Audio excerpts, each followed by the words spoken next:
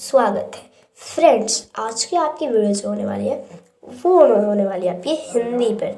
विशेष पे आपकी होने वाली है वो आपकी होने वाली है हिंदी पर। प्लस इसमें आपको मिल जाएगी कि आपको एक और फीचर आपको देखने को मिल जाएगी। इसमें आपका पेडागोजी जो है वो ही इन्वॉल्व है।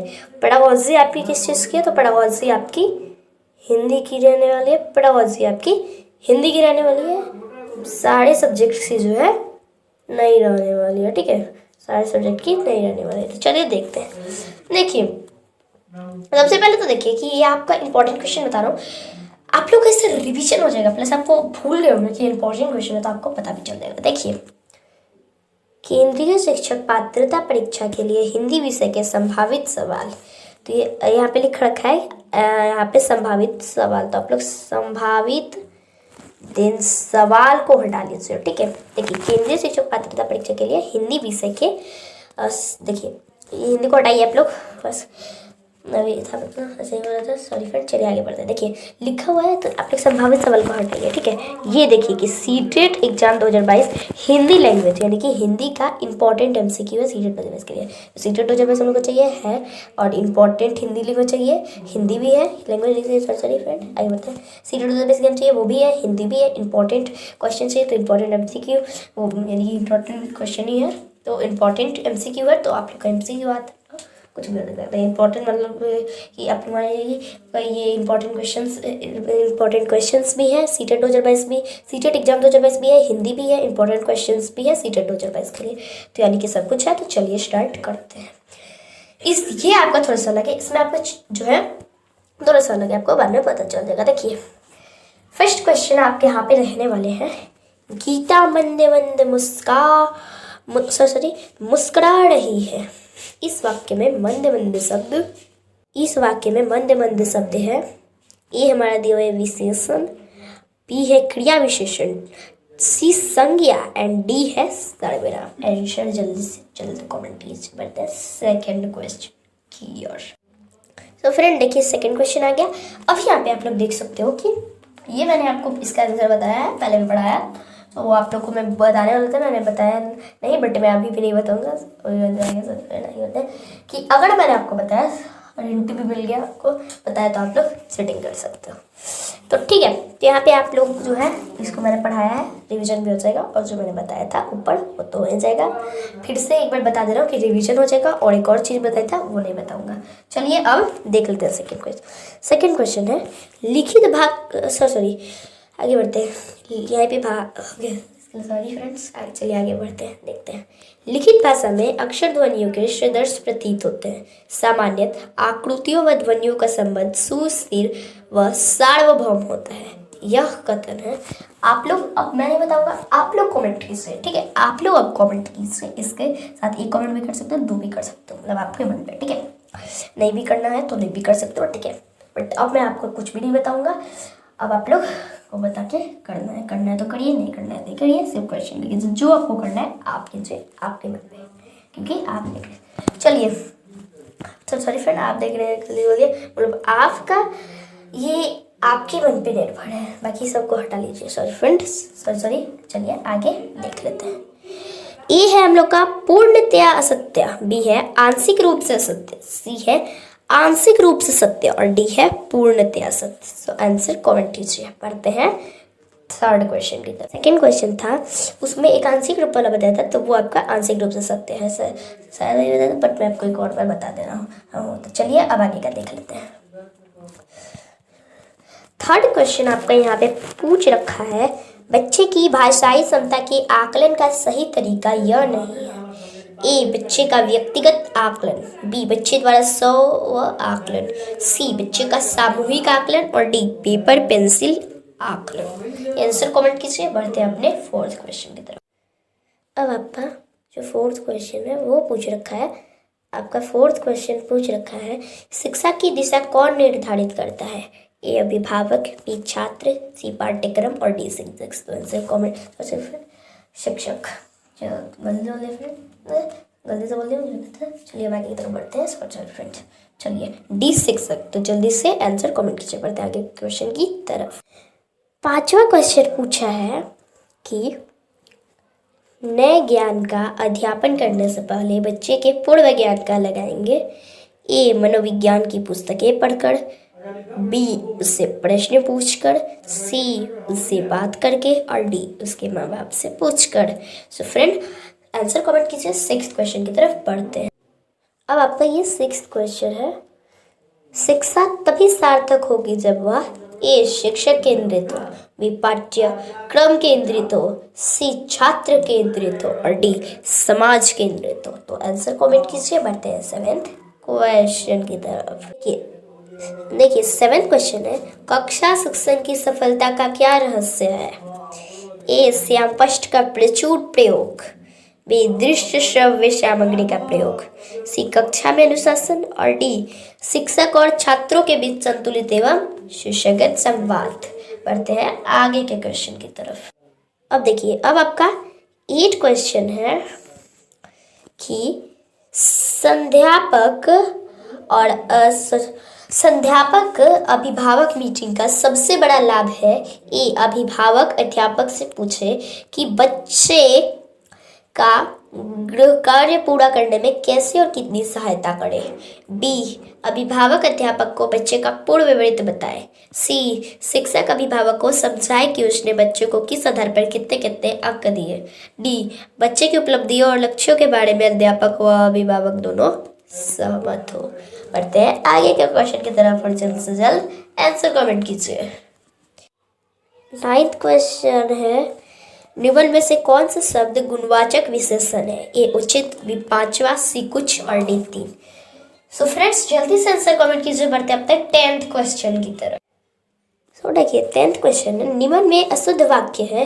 ए मोहन गेहूं पिसवाने चक्की पर गया, बी निर्दय व्यक्ति से मित्रता नहीं करनी चाहिए, सी उसके घर के पास एक मिठाई की दुकान है, डी उपयुक्त कथन असत्य है। ठीक है, सो फ्रेंड्स आंसर कमेंट कीजिए अपने 11th क्वेश्चन की और देख लेते हैं उसको। सो देखिए 11th क्वेश्चन है, छात्र छात्राओं को बहुत अधिक या कठोर सजा देने से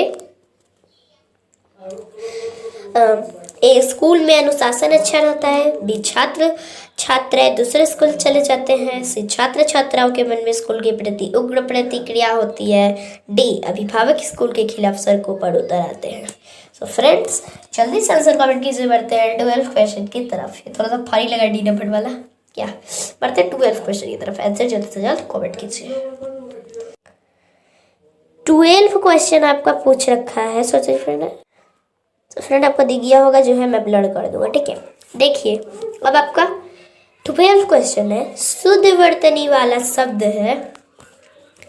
ए यानी, बी अनधिकार, सी प्रतिज्ञा और डी आशीर्वाद। यहाँ पे मैंने किया है, समझ में भी नहीं आ रहा होगा फ्रेंड्स आपको। ठीक है, डी आशीर्वाद आपका है। सो फ्रेंड्स जल्दी से आंसर कमेंट कीजिए। बढ़ते हैं अपने 13वें क्वेश्चन की ओर। देखिए 13वां प्रश्न है, इंसान और जानवरों की भाषा में फर्क है। ए ध्वनि का फर्क, बी सुरों का फर्क, सी इंसानों की भाषा को सांकेतिक ध्वनियों चिन्हों के माध्यम से निर्धारित किया गया है, जबकि जानवरों की भाषा को नहीं। और डी हमारा है उपयुक्त तीनों सही है। ठीक है फ्रेंड। सो फ्रेंड्स अब आप लोग 30 क्वेश्चन का भी आंसर जल्दी से कमेंट कीजिए एंड बढ़ते हैं 14th क्वेश्चन की तरफ। देखिए 14th क्वेश्चन जो है वो है, पढ़ने में बाधा नहीं है। ए सारे नियम पहले ही बता डालना, बी उच्चारण पर ही जोर देते रहना, सी सटीकता पर ही जोर देना, डी लिखी हुई चीज का अर्थ निकालना। ठीक है, सो फ्रेंड्स आप लोग 14th क्वेश्चन का भी आंसर जल्द से जल्द कमेंट कीजिए। बढ़ते हैं हम लोग अपने 15वें क्वेश्चन की तरफ। सो देखिए अब आपका जो 15th क्वेश्चन है वह खेल जिसमें किसी मुर्दे के प्रति समाचार पत्र की अपनी राय प्रकट होती है उसे कहते हैं। ए आलेख, बी विशेष रिपोर्ट, सी संपादकीय, डी उल्टा पिरामिड। तो फ्रेंड्स जल्दी से आंसर 15th का भी कमेंट कीजिए। बढ़ते हैं 16वें प्रश्न की ओर। सो फ्रेंड, अब मैं यहाँ पे आया हूँ, तो यहाँ पे आप लोग देख लीजिए कि यहाँ पे क्या लिखा है। हम लोग को चाहिए सीटेट एग्जाम 2022, तो सीटेट एग्जाम 2022 है। उसके बाद चाहिए हिंदी, तो हिंदी भी है। उसके बाद जो प्रैक्टिस सेट पेपर है, तो आप लोग इसको साइड में रखिए, इंपॉर्टेंट क्वेश्चंस मान लीजिए फ्रेंड, ठीक है। एंड आप लोग लैंग्वेज को भी साइड में रखिए, बस आप लोग सीटेट एग्जाम 2022 हिंदी को रखिए और इंपॉर्टेंट क्वेश्चन मान लीजिए, यानी कि CTET exam 2022 Hindi important question मान लीजिए, बाकी सबको साइड में रखिए। एंड ऊपर क्या लिखा है, ऊपर लिखा है आगामी सीटेट परीक्षा की दृष्टि से बेहद महत्वपूर्ण है हिंदी भाषा शिक्षा से है यह सबल। तो यहाँ पे तो थोड़ा इंपॉर्टेंट का है, तो आप लोग जो है सही उसी को आप लोग खुद से ही देखिएगा। अब मैं अब इसका नहीं बताऊंगा, आप लोग खुद से देखिएगा और जो है उसको करिए। मतलब important question CTET exam 2022 Hindi इतना जो है आपका होना चाहिए, ठीक है। आगामी जो है उसे भी आप लोग मान सकते हो। तो ये मैं बता दिया, अब आप मिलाइए कि कौन सा रखना है कौन सा नहीं, ठीक है। तो चलिए अब देखते हैं, ये आ गया है आपका 16वां प्रश्न। कौन सा प्रश्न है, ये आपका 16वां प्रश्न आ गया है। 16वां प्रश्न है, बच्चों की भाषा सीखने में सर्वाधिक महत्वपूर्ण है, सर्वाधिक महत्वपूर्ण है ए सुंदर लिखना, बी बातचीत करना, सी मानक वर्तनी और डी शुद्ध उच्चारण, ठीक है। सो जल्दी से आप लोग इसका आंसर कमेंट कीजिए एंड बढ़ते हैं हम लोग अपने 17वें प्रश्न की और चलिए देख लेते हैं। देखिए 17वां प्रश्न है, प्राथमिक स्तर पर भाषा सीखने सिखाने का अर्थ है ए भाषा का प्रभावी प्रयोग, बी अलंकारिक भाषा का प्रयोग, सी वर्णमाला सीखना और डी साहित्य की रचना। सो फ्रेंड, आप लोग इसका आंसर जल्दी से जल्दी कमेंट कीजिए, बढ़ते अपने 18वें क्वेश्चन की तरफ। तो फ्रेंड, ये कौन सा आपका क्वेश्चन है, ये आपका 18वां क्वेश्चन है। तो 18वां क्वेश्चन है, बच्चे सामाजिक अंतःक्रिया से भाषा सीखते हैं, यह विचार किसका है, ए स्किनर का, बी पावलोव का, सी जीन पियाजे का और डी वायोगोत्स्की का। सो फ्रेंड, आप लोग जल्दी से इसका आंसर कमेंट कीजिए, बढ़ते हैं 19th क्वेश्चन की तरफ। सो ये देखिए, ये आपका आ गया 19th क्वेश्चन। 19th क्वेश्चन है, प्राथमिक स्तर के बच्चों के भाषा विकास की दृष्टि से सर्वाधिक महत्वपूर्ण है, ए बाल साहित्य, बी पत्रिका, सी पाठ्य पुस्तक और डी समाचार पत्र। सो आंसर जल्दी से कमेंट कीजिए इसका। बढ़ते हैं हम लोग इंपॉर्टेंट क्वेश्चन के लास्ट क्वेश्चन 20 क्वेश्चन की तरफ। एंड आप लोग समझ गए होंगे कौन सी क्लास है, ठीक है। सो चलिए इंपॉर्टेंट क्वेश्चन के लास्ट क्वेश्चन 20 क्वेश्चन की तरफ बढ़ते हैं और इसका आंसर आप लोग जरूर से कमेंट कीजिएगा।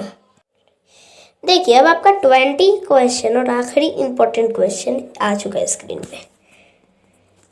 देखिए, ये है, भाषा सीखने और भाषा अर्जित करने में मुख्य अंतर का आधार है, ए भाषा परिवेश, बी साक्षरता, सी पाठ्य सामग्री और डी भाषा आकलन, ठीक है फ्रेंड। तो फ्रेंड, इसका आंसर जल्दी से कमेंट कीजिए, बढ़ते हैं अपने टॉपिक की तरफ। चलिए देख लेते हैं। सो फ्रेंड, आपका जो टॉपिक रहने वाला, ऐसे बोलिए, सॉरी फ्रेंड्स, चलिए आगे की तरफ देखते हैं। देखिए, आज का टॉपिक आपका रहने वाला है क्या, आज का टॉपिक आपका रहने वाला है व्याकरण। आज का टॉपिक आपका व्याकरण रहने वाला है। चलिए देखते हैं।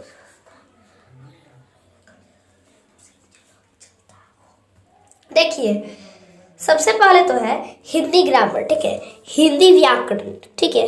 हिंदी व्याकरण के जनक कौन है, who is the father of Hindi grammar, ठीक है। हिंदी व्याकरण का जनक किसे कहते हैं, हिंदी व्याकरण का जनक कहते हैं श्री दामोदर पंडित। फ्रेंड्स, चलिए आगे देखते हैं। देखिए, हिंदी व्याकरण का जनक श्री दामोदर पंडित जी को कहते हैं, ठीक है। फादर ऑफ हिंदी ग्रामर इन्हीं को कहते हैं, ठीक है। हिंदी व्याकरण का जनक श्री दामोदर पंडित जी फादर ऑफ हिंदी ग्रामर को माना जाता है, ठीक है, इनको माना जाता है। श्री दामोदर पंडित जी ने 12वीं शताब्दी के उत्तरार्ध में एक ग्रंथ की रचना की थी, जिसे उत्ति व्यक्ति प्रकरण के नाम से जाना जाता है। देखिए, जो श्री दामोदर पंडित जी थे, जो फादर थे हिंदी ग्रामर के, उन्होंने 12वीं शताब्दी, जो कि अभी से काफ़ी पहले थी, उन्होंने उसमें के उत्तरार्ध में, यानी कि बीच में 12वीं शताब्दी में एक ग्रंथ की रचना की थी, ठीक है, जिसे जो है उक्ति व्यक्ति प्रकरण के नाम से जाना जाता है। उसका नाम है उक्ति व्यक्ति प्रकरण, ठीक है, उसके नाम से जाना जाता है। दामोदर पंडित जी बनारस के निवासी थे। दामोदर पंडित जी कहाँ के निवासी थे, दामोदर पंडित जी वाराणसी के निवासी, बनारस के निवासी थे, ठीक है। देखिए, यानी वासी थे। ठीक है, हिंदी का आज का टॉपिक आपका यही है। ठीक है, ग्राम अभी पेडागोजी का आपका टॉपिक दूसरा रहेगा, ये आपका हिंदी का टॉपिक है। चलिए देखते हैं, हिंदी का टॉपिक है। हिंदी का टॉपिक तो आपका स्टार्ट हो गया, ये भी आपके टॉपिक में था। हिंदी का टॉपिक ये आप लोग का टॉपिक है। ठीक है, हिंदी का टॉपिक, पेडागोजी का नहीं टॉपिक है, हिंदी का टॉपिक है। चलिए देखते हैं, आपका स्टार्ट हो गया था, फिर से वही बोला था, सॉरी फ्रेंड्स। चलिए देखते हैं, पहले ही आपका स्टार्ट हो गया था, फिर से मैं बोलूँ, लेकिन अब यहाँ जो बता रहा था शुरू से वही से ही स्टार्ट हो गया था, ऊपर से ही वैसे बोलूँ। सॉरी फ्रेंड्स, चलिए देखते हैं। हिंदी व्याकरण, हिंदी ग्रामर का पाणिनि किसे कहा जाता है? ठीक है, आचार्य किशोरी दास वाजपेयी। ठीक है, कौन? आचार्य किशोरी दास वाजपेयी। ठीक है, देखिए, आचार्य किशोरी दास वाजपेयी को हिंदी व्याकरण का पाणिनि कहा जाता है। अगर कहीं पे भी पूछा जाए कि हिंदी व्याकरण का पाणिनि किससे कहा जाता है, तो इसका आंसर होगा आचार्य किशोरी दास वाजपेयी को हिंदी व्याकरण का पाणिनि कहा जाता है। ठीक है, चलिए देखते हैं। हिंदी व्याकरण, हिंदी ग्रामर व्याकरण भाषा के शुद्ध रूप का ज्ञान कराता है। ठीक है, देखिए, जो ग्रामर है वो लैंग्वेज के शुद्ध रूप का नॉलेज कराता है। ठीक है, जो ग्रामर है वो एक शास्त्र है, ग्रामर एक शास्त्र है। इसके रूल्स द्वारा ही लैंग्वेज का शुद्ध रूप निर्धारित होता है। किसी भी लैंग्वेज के नॉलेज के लिए उसके ग्रामर का नॉलेज होना बहुत ज़रूरी है, बहुत इम्पोर्टेंट है, बहुत इम्पोर्टेंट है। चलिए देखते हैं, बहुत इम्पोर्टेंट है। चलिए देखते हैं, ग्रामर के मुख्य रूप कितने होते हैं, ग्रामर के मेन रूप कितने होते हैं। ग्रामर को मुख्य रूप से 3 भागों में विभाजित किया गया है। ठीक है, पहला इसका रूप जो है वो है, इसका पहला रूप मुख्य रूप, ऐसे फिर आगे देखते हैं। तो देखिए, व्याकरण के मुख्य रूप में पहला मुख्य रूप है वर्ण विचार। वर्ण विचार यानी कि फोनोलॉजी। दूसरा है शब्द विचार, शब्द विचार यानी कि मोर्फोलॉजी। और तीसरा और आखिरी है वाक्य विचार यानी कि सेंटेंस विचार यानी कि सिंटैक्स। ठीक है,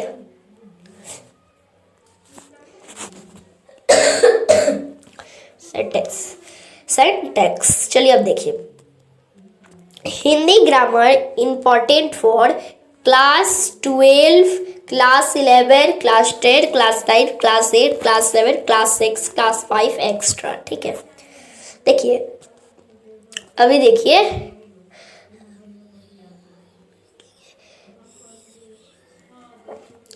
यहाँ पे जो है, देखिए, हिंदी व्याकरण, हिंदी ग्रामर, हिंदी व्याकरण, हिंदी ग्रामर। देखिए, हिंदी व्याकरण हिंदी में कैसे है और हिंदी ग्रामर इंग्लिश में कैसे है, ये आप लोग देख लीजिए, जरूरी है आपके लिए। संज्ञा देखिए इंग्लिश में कैसे लिखते हैं, संज्ञा इंग्लिश में SANGY लिखते हैं और हिंदी में कैसे लिखते हैं देख लीजिए। सर्वनाम देख लीजिए किस तरह से लिखते हैं, ये आपका सर्वनाम है, देख लीजिए किस तरह से लिखा जाता है। उसके बाद आपकी क्रिया है, क्रिया देख लीजिए किस तरह से लिखा जाता है। उसके बाद आपका विशेषण है, विशेषण देख लीजिए कैसे लिखा जाता है। उसके बाद आपका विराम चिन्ह देख लीजिए, विराम चिन्ह कैसे लिखा जाता है। उसके बाद देख लीजिए लिंग कैसे लिखा जाता है। उसके बाद देख लीजिए संधि कैसे लिखा जाता है। एंड उसके बाद देखिए कि संधि विच्छेद कैसे लिखा जाता है। उसके बाद देख लीजिए कि संस्कृत सावध रूप कैसे लिखा जाता। सॉरी फ्रेंड्स, सावध बोल दिया, सॉरी फ्रेंड्स, मुझे पता था मैंने ऐसे सावध गलती से बोल दिया। चलिए आप देखते हैं, देख लीजिए कि मुझे पता था मैंने ऐसे ही बोल दिया फ्रेंड्स, सॉरी मुझे गलती से बोल दिया। चलिए आप आगे देखते हैं। देखिए संस्कृत शब्द रूप कैसे लिखते हैं ये देख लीजिए। उसके बाद देखिए कि अनेकर्ती शब्द कैसे लिखते हैं। उसके बाद एकार्थक शब्द कैसे लिखते हैं। उसके बाद वर्ड सब्स्टिट्यूशन, अनेक शब्दों के लिए एक शब्द कैसे लिखते हैं। ठीक है, देखिए फ्रेंड्स, आप जो है इसमें आपकी जो है, और मैं यहाँ से देख के नहीं बोला संस्कृत शब्द रूप वाला, मैंने याद आ गया देखने से पहले, ठीक है, इसलिए बोला, याद नहीं आ गया फ्रेंड्स, सॉरी। याद रह गया, मैंने देख लिया, एक बार गलत हो गया तो फिर मैंने देख लिया, तो इसलिए हो गया, बाकी मैंने कहीं और से कुछ नहीं किया, ठीक है।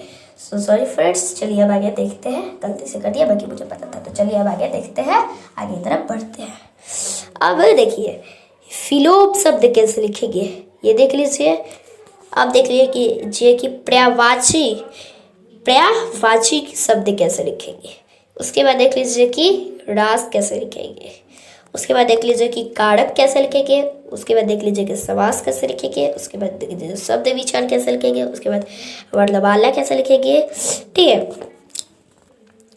देखिए उसके बाद आप लोग जो है आपका यहाँ पे आपका टॉपिक जो है हिंदी का समाप्त होता है। यहाँ पे आपका हिंदी का टॉपिक खत्म हो जाता है, ठीक है। और बाकी अगर मैं आपकी बात करूँ फ्रेंड्स, तो यहाँ पे रास की, तो हिंदी में यहाँ पे इंग्लिश में आप लोग देख सकते हो रस हो जाएगा। अच्छा सॉरी फ्रेंड्स, मैंने देखा नहीं था, ठीक है, अभी मैंने पढ़ा नहीं था, ऐसे ही थोड़ा सा बोल लिया था, तो लेकिन मुझे पता था कि इसका रस होगा, ठीक है फ्रेंड्स।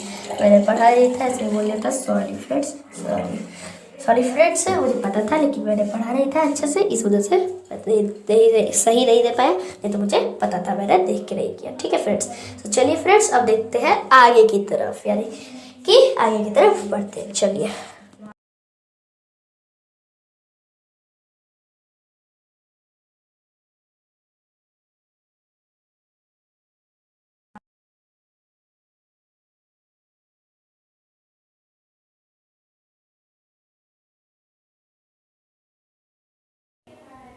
क्वेश्चन आपकी यहाँ से प्रारंभ हो रही है। प्रारंभ होने से पहले मैं आपको एक बता दे रहा हूँ, क्लास की आपकी क्वेश्चन आप लोग समझ लीजिए, आपकी क्लास जो है उसकी क्वेश्चन होने वाली है, ठीक है। समझिए एक बात जो है, पहले एक बार मुझे कमेंट आया था कि स्क्रीन मेडिकेट पर रखो, ठीक है, वो जीए का था, तो एक वजह से तो मैंने नहीं किया कि वो उसका अलग है, ये उसका अलग है, आप कोई करेगा तो होगा, अगर किया होगा तो, वरना अगर नहीं किया होगा, मैं अपने से किया होगा तो कोई बात नहीं, लेकिन किया होगा तो उनको मैं नोटिस देना चाहता हूँ, जिन्होंने भी किया होगा, क्योंकि जीके का जीके के तक सीमित था, अब सीटेट का स्टार्ट हो गया, तो अब सीटेट में जो करेगा उसका अब भी आएगा, ठीक है, तो उनको मैं देना चाहूँगा। चलिए देखते हैं, फर्स्ट क्वेश्चन आपको पूछ रखा है क्लास का। फर्स्ट क्वेश्चन है ये आपको, जो है आध्यात्मिक अनुभवों से लैस होना होगा। रेखांकित शब्द का अर्थ है ए पूर्ण, बी सतर्क, सी रिक्त और डी सजजत। तो यहाँ पे आपका आंसर जो है वो ये हो जाने वाला है पूर्ण। रेखांकित शब्द का जो अर्थ है वो आपका पूर्ण होने वाला है। बढ़ते हैं सेकंड क्वेश्चन की। सेकंड क्वेश्चन है ये, सेकंड क्वेश्चन में जो है आध्यात्मिक शब्द का निर्माण किस उपसर्ग की सहायता से हुआ है। ए अधि, बी आधि, सी आदित्य और डी अ। इसमें आपका आंसर ए से हो जाएगा अधि। आध्यात्मिक शब्द का निर्माण जो है अधि उपसर्ग की सहायता से हुआ है। बढ़ते हैं थर्ड क्वेश्चन की तरफ। ये आपकी थर्ड क्वेश्चन, ये आपकी थर्ड क्वेश्चन है। रचना की दृष्टि से शेष से भिन्न शब्द को अलग कीजिए। ए वैचारिक, बी वास्तविक, सी बौद्धिक और डी मालिक। तो यहाँ पे हमारा आंसर डी हो जाएगा मालिक। रचना की दृष्टि से शेष से भिन्न शब्द को अलग कीजिए तो मालिक होगा, ठीक है। बढ़ते अपने चौथे क्वेश्चन। फोर्थ क्वेश्चन ये रही आपकी, ये आपकी फोर्थ क्वेश्चन है, जो कि है शरीर को नश्वर कहा जाता है क्योंकि वह ए अलापी हो सॉरी फ्रेंड्स, मुझे पता था उससे गलती से हो गया, सॉरी फ्रेंड्स। चलिए देखते हैं। ए अल्पायु होता है, बी नाशवान होता है, सी छोटा होता है और डी अत्यल्प होता है। तो बी हम लोग का एकदम से यानी कि नाशवान होता है। शरीर को नश्वर कहा जाता है क्योंकि वह नाशवान होता है। यहाँ पे नहीं, यहाँ पे भी ना, आप लोग को थोड़ा सा लगा भी होगा कि यही वाला है, ठीक है। बढ़ते हैं अपने पांचवें क्वेश्चन की तरफ। क्वेश्चन नंबर 5 हम लोग का पूछा है कि लोग हमें तभी याद रखेंगे जब हम ए वास्तविक ज्ञान अर्जित करेंगे, बी निस्वार्थ भाव से सेवा करेंगे, सी वैचारिक उन्नति करेंगे, डी नश्वर शरीर को त्याग देंगे, यानी कि नाशवान शरीर को त्याग देंगे, जो कि ऊपर हमने अभी क्वेश्चन में पढ़ा था, उसी जोड़ा कर पूछ रखा है, नश्वर शरीर को त्याग देंगे। तो देखिए 5th क्वेश्चन का आपका आंसर होने वाला है बी, यानी कि बी आपका इसका आंसर हो जाएगा। यानी कि लोग हमें तभी याद रखेंगे जब हम निस्वार्थ भाव से सेवा करेंगे, तभी लोग हमें याद रखेंगे। बढ़ते अपने 6th क्वेश्चन की ओर। देखिए 6th क्वेश्चन पूछ रखा है आपका कि भाषा में आकलन का अर्थ है, ए भाषा प्रयोग की क्षमता का आकलन, बी अलंकारिक भाषा के प्रयोग का आकलन, सी साहित्यिक विधाओं की जानकारी का आकलन, और डी भाषा व्याकरण का आकलन। तो हमारा ए सी है, भाषा में आकलन का अर्थ है भाषा प्रयोग की क्षमता का आकलन। ये नंबर हम लोग का सही है। बढ़ते हैं अपने 7वें क्वेश्चन की तरफ। 7वां प्रश्न जो है वो आपके स्क्रीन पर लोड हो गया, ठीक है। 7वां प्रश्न पूछा है, बच्चों की लेखन क्षमता का आकलन करते समय आप सर्वाधिक महत्वपूर्ण किसे मानते हैं, ठीक है। सबसे ज्यादा आप लोग इंपॉर्टेंट किसे मानते हैं, यहाँ पे पूछ रखा है। शुद्ध वर्तनी को, बी विचार तत्व को मानते हैं, सी सुंदर लेखन को मानते हैं, या डी व्याकरणीय नॉलेज को मानते हैं। ग्रामर के जो है वहाँ पे मुझे पता था, मैंने गलती से बोल दिया। चलिए आगे की तरफ अब देखते हैं कि आगे तो आपका बी हो गया, यानी कि बच्चों की लेखन क्षमता का आकलन करते समय आप सर्वाधिक किस फ्रेंड्स गलती से बोल दिया, मुझे पता था। आप सर्वाधिक महत्वपूर्ण किसे मानते हैं, तो विचार तत्व को मानते हैं, ठीक है। बढ़ते अपने 8वें क्वेश्चन की ओर। क्वेश्चन 8वां आपका आया है, ये 8वां क्वेश्चन आपके स्क्रीन पर लोड हुआ है कि बच्चे अपनी जन्मजात भाषा अर्जन क्षमता के सहारे परिवेश में मौजूद भाषा, एक सेकंड फ्रेंड यहाँ पे थोड़ा सी इरेज कर लेता हूँ। देखिए बच्चे अपनी जन्मजात भाषा अर्जन क्षमता के सहारे परिवेश में मौजूद भाषा अर्जित करते हैं। यह कथन किसे महत्व नहीं देता, ये समृद्ध भाषा परिवेश को, बी भाषा नियमों में परिवर्तन को, सी भाषा नियमों में विस्तार को, और डी भाषा अनुकरण करने को। सो देख लीजिए कि यहाँ पे आपका बी नंबर से हो जाएगा भाषा नियमों में परिवर्तन, लैंग्वेज के रूल्स पे परिवर्तन, लैंग्वेज के रूल्स में बदलाव, ठीक है। बढ़ते 9th क्वेश्चन की तरफ। क्वेश्चन नंबर 9 हम लोग का यहाँ पे या लोड हुआ है। क्वेश्चन नंबर 9 है, प्राथमिक स्तर पर भाषा कौशलों का विकास ब्लैंक, ए साध्य है, बी कठिन है, सी संभव रही है, और डी साधन रही है। साधन है, ठीक है। आपका डी से ये साधन है। प्राथमिक स्तर पर भाषा कौशलों का विकास साधन है, ठीक है। अब ये आपका 10th क्वेश्चन की तरफ बढ़ते हैं। ये आपका कौन सा क्वेश्चन था, ये आपका रहने वाला है 9th क्वेश्चन। 10th क्वेश्चन की तरफ बढ़ते हैं। ये आ गया आपका 10वां क्वेश्चन। 10वां क्वेश्चन स्क्रीन पर लोड हो गया। पूछ रखा है, प्राथमिक स्तर पर बच्चों की मौखिक अभिव्यक्ति का विकास करने की दृष्टि से सर्वाधिक महत्वपूर्ण गतिविधि है, एक कहानी जो ज्यों का त्यों दोहराना, बी कहानी सुनकर चित्र बनाना, सी कहानी सुनकर शब्द शिष्ट लिखना, डी कहानी सुनकर उसे अपनी भाषा में कहना। तो डी नंबर हम लोग का सही हो जाएगा, यानी कि कहानी सुनकर उसे अपनी भाषा में कहना। फ्रेंड्स ये आपका सही चला। बढ़ते 11th क्वेश्चन की और आपका 11th क्वेश्चन अभी स्क्रीन पे लोड हो रहा है। हिंदी के 10 क्वेश्चंस जो है क्लास के वो आपके उपलब्ध नहीं हो पाए। आपको पेडागोजी के मिल जाएंगे, जो पहले कमेंट करेंगे उनको वो मिल जाएगी। मैंने प्रॉब्लम का बताया था, बट एक बार फिर प्रॉब्लम होने के मुझे मिल रहा है। लेकिन एक चीज़ हमेशा रहेगा कि सब किसी को मिलेंगे, जो मिलेंगे पेडागोजी का जो भी आप कमेंट करेगा उनको भी मिलेंगे, और बाकी बच्चों को भी मिलेंगे, कॉमेंट में मिल जाएंगे, ठीक है। विथ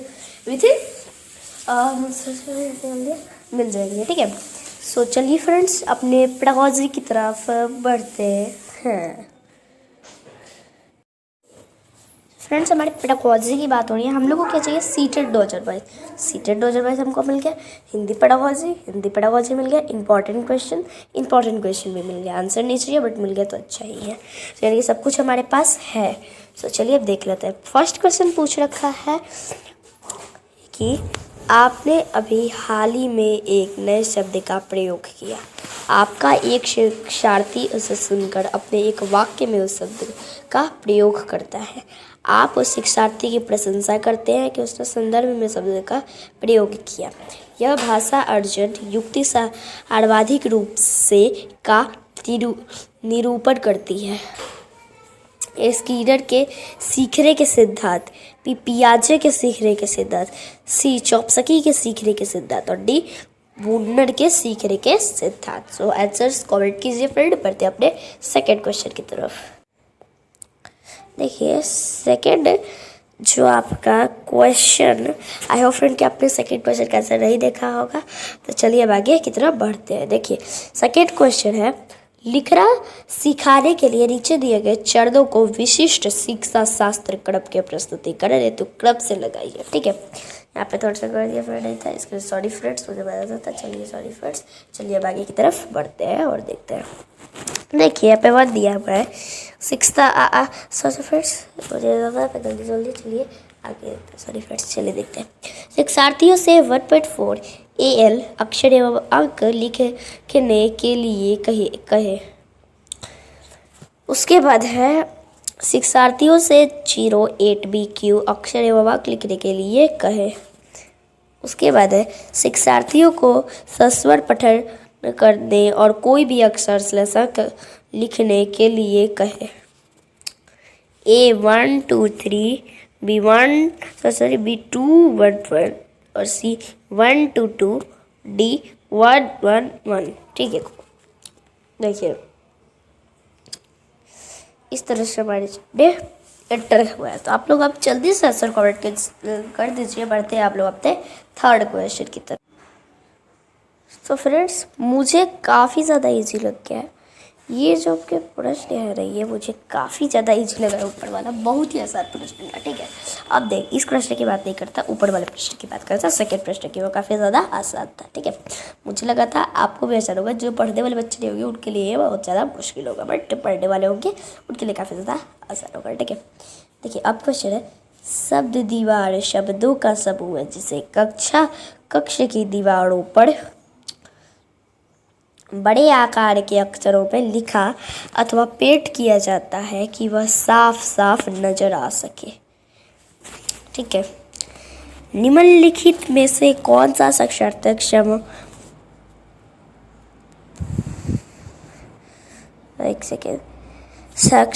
संप्रत्यय या कौशल इस शब्द दीवार के उपयोग से पढ़ाने के लिए सर्वाधिक उपयुक्त है। ए संरचित कहानी कथन, बी कठिन शब्दों का उच्चारण, सी अक्षरों की बनावट, डी मूल शब्दों को समझना। तो फ्रेंड्स इसका आंसर जल्दी से कमेंट कीजिए। बढ़ते हैं आप लोग अपने फोर्थ क्वेश्चन की तरफ। सो सिंपली हम लोगों का फोर्थ क्वेश्चन है, ब्लैंक पठन का सार तत्व है। ए अक्षर ज्ञान, बी अर्थ, सी वर्तनी और डी प्रवाह। तो जल्दी से आंसर कमेंट कीजिए, ब्लैंक में वही वाला आंसर हो जाएगा। ठीक है, सो फ्रेंड्स मैं गलती से बोल दिया। तो चलिए अब आगे की तरफ बढ़ते हैं। सॉरी फ्रेंड्स, चलिए आगे की तरफ बढ़ते हैं। फिफ्थ क्वेश्चन की तरफ बढ़ते हैं। जल्दी से आंसर कमेंट। देखिए फिफ्थ क्वेश्चन है, सुश्री ग्रेस अपने शिक्षार्थियों को पॉडकास्ट सुनने और कहानी को आलेख के रूप में प्रस्तुत करने के लिए कहती है। यह गतिविधि शिक्षार्थियों को उनकी ब्लैंक के संवाद के लिए सबसे कम अवसर प्रदान करती है। एक कल्पना शक्ति, बी सक्रिय श्रवण, सी समझ और डी संरचना। सो फ्रेंड ब्लैंक में भी उसी की तरफ, फोर्थ वाले की तरफ ब्लैंक में आंसर आ जाएगा। ठीक है, तो आंसर जल्दी से कमेंट कीजिए। बढ़ते हैं हम लोग अपने सिक्स्थ क्वेश्चन की तरफ। देखिए सिक्स्थ क्वेश्चन है, निम्नलिखित में से कौन सा शिक्षार्थियों को संक्षेपण के शिक्षण में सर्वाधिक उपयुक्त है। ए इस कहानी का शीर्षक क्या होगा, बी इस कहानी का कोई अन्य अंत सोचिए, सी लेखक ने कुत्ते के पात्र को किस प्रकार चित्रित किया है, डी दी गई तस्वीर के आधार पर अनुमान लगाइए कि कहानी में क्या हो रहा है। ठीक है। सो फ्रेंड्स जल्दी से आंसर कमेंट कीजिए। बढ़ते हैं हम लोग अपने 7th क्वेश्चन की तरफ। देखिए 7th क्वेश्चन है, कविता पढ़ने के उपरांत निम्नलिखित में से कौन सा प्रश्न शिक्षार्थियों द्वारा अनुमान लगाने को सर्वाधिक रूप से शामिल करना है। ए, क्या कवि द्वारा कविता को दिया गया शीर्षक संगत है। बी, कविता में से बिंब का चयन कीजिए और उसे एक वाक्य में प्रयुक्त कीजिए। सी, आपको कविता के बारे में सबसे ज़्यादा क्या पसंद आया, उसके बारे में एक संक्षिप्त टिप्पणी लिखिए। और डी, कविता के अनुसार छोटे लड़के को जंगल कैसा दिखाई देता है। ठीक है, तो डी आपका है। तो फ्रेंड्स जल्दी से आंसर कमेंट कीजिए। बढ़ते हैं हम लोग अपने आगे के क्वेश्चन की तरफ। चलिए बढ़ते हैं। तो देखिए 8 क्वेश्चन है, निम्नलिखित में से कौन 8 क्वेश्चन है, निम्नलिखित में से कौन सा लेखन अभ्यास शिक्षक द्वारा आधार प्रदान करने का एक अच्छा उदाहरण है। ए, शिक्षार्थियों को उनके वाक्य या विचार का प्रारंभ करने के लिए शुरुआती वाक्य उपलब्ध कराना। बी, एक बार जब शिक्षार्थी लेखन कार्य समाप्त कर ले तब मानदंड निर्देशों के आधार पर ग्रेड देना और उसे साझा करना। सी, शिक्षार्थियों के साथ विषयों की एक सूची साझा करना और अपनी पसंद के विषय पर उन्हें लिखने के लिए कहना। डी, शिक्षार्थियों के एक अनुच्छेद पढ़ने और मुख्य पात्र के बारे में अपनी राय लिखने के लिए कहना। तो फ्रेंड्स आंसर कमेंट कीजिए। बढ़ते हैं हम लोग 9th क्वेश्चन की तरफ। देखिए 9th क्वेश्चन है, निम्न में से कौन से शिक्षार्थियों को प्रसर्ग प्रकरण पर आगमन विधि से पढ़ाने के उपागम का अनुगमन करता है। ए, प्रसर्ग का प्रयोग करने के नियम को स्पष्ट कीजिए और उसके उदाहरण दीजिए। बी, शिक्षार्थियों को वाक्यों के अनेक उदाहरण देना और उनसे नियम निकालने के लिए कहना। सी, प्रसर्ग को दृष्टांतक रूप में प्रदर्शित करते हुए प्रत्येक को स्पष्ट करना और शिक्षार्थियों को उनका वाक्य में प्रयोग करने के लिए कहना। डी, भिन्न वाक्य देना और शिक्षार्थियों से उनकी पहचान करने के लिए कहना, जो संज्ञा सर्वनाम क्रिया या क्रिया विशेषण नहीं है। फ्रेंड्स अभी मैंने बोल दिया, चलो सॉरी फ्रेंड्स, मैंने सही मेरे मुंह से निकल गया था। तो फ्रेंड्स चलिए आगे के क्वेश्चन की तरफ बढ़ते हैं और आप लोग इस क्वेश्चन का आंसर जल्द से जल्द कमेंट कीजिए। चलिए बढ़ते हैं 10th क्वेश्चन की तरफ।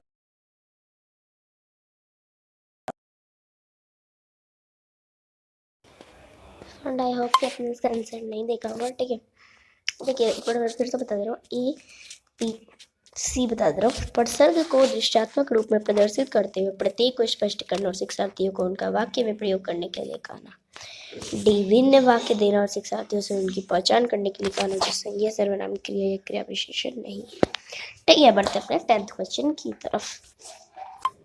सो देखिए 10th क्वेश्चन है, एक रणनीति के रूप में आप बहुभाषिकता से क्या समझते हैं।